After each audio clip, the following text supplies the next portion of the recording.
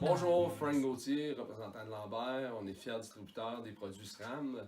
Je voulais faire une petite vidéo en français pour regrouper des informations que j'ai réunies afin que le Eagle 1x12 puisse fonctionner le mieux possible.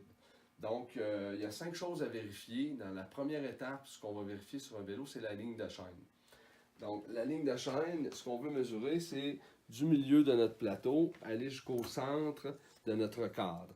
Donc, moi, ce que j'ai fait, je me suis fait une petite ligne qui identifie le centre de mon cadre. Donc, cette ligne de chaîne-là, on va mesurer du milieu du plateau à cette ligne-là. Moi, sur mon vernier, dans le cas de mon vélo, ça me donne environ 52. Donc, on est très près de l'idéal qui est 51 avec un cadre boost et qui est de 48 pour un cadre régulier en 142. La deuxième étape maintenant qu'on va vérifier, la longueur de la chaîne. Donc pour mesurer la longueur de la chaîne, il y a une chose qui est importante. Donc les vélos à suspension, on va les mettre dans la position où l'axe arrière est le plus éloigné possible du centre du pédalier. Donc moi j'ai mesuré en pleine extension de ma suspension, j'ai enlevé l'air. J'étais à 17 pouces. Quand je suis en pleine compression, comme j'ai fait là avec la courroie, je tombe à 17 pouces 3 quarts. Donc, il y a quand même une bonne différence. C'est ce qu'il faut faire en premier.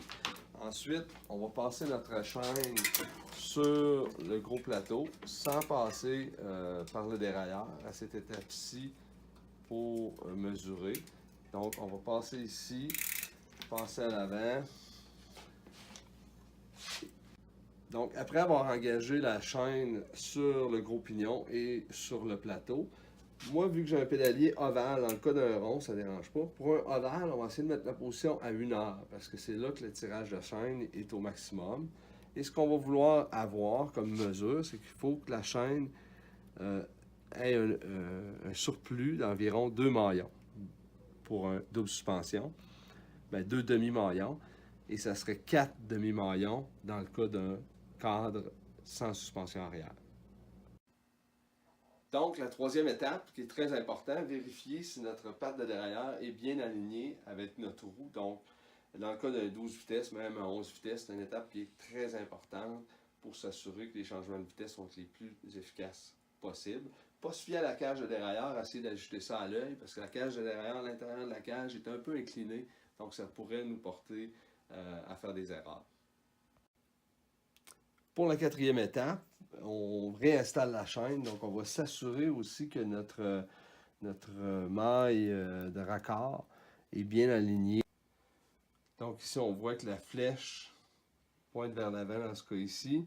Les courbures sont dans le bon sens. On va appliquer le frein et on va simplement faire cliquer notre maille en place.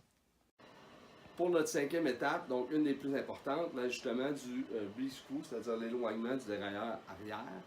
Il y a une étape au préalable, donc on devrait avoir le vélo au sol avec la personne assise dessus pour avoir une compression, donc le sag normal du vélo pour avoir un ajustement au milieu de ce que va être une vraie ride dans les sentiers. Moi, ce que j'ai fait pour simuler ça, j'ai utilisé ma courroie et j'ai compressé ma suspension d'environ 30%. Donc, une autre chose qui est importante de faire, c'est que c'est dans le cas d'un plateau ovale comme ça, il faut placer notre plateau environ à 4 heures. Donc, pour avoir un tirage de chaîne au minimum à ce moment-là. Donc, on va venir placer notre outil ici derrière le galet du haut. Et on va tourner jusqu'à ce qu'on voit ici, moi, quand j'aligne ici mes dents, si on voit la pointe des dents arrive vraiment vis-à-vis de la ligne noire. Donc, mon ajustement du B-screw qui est situé ici est très bien fait.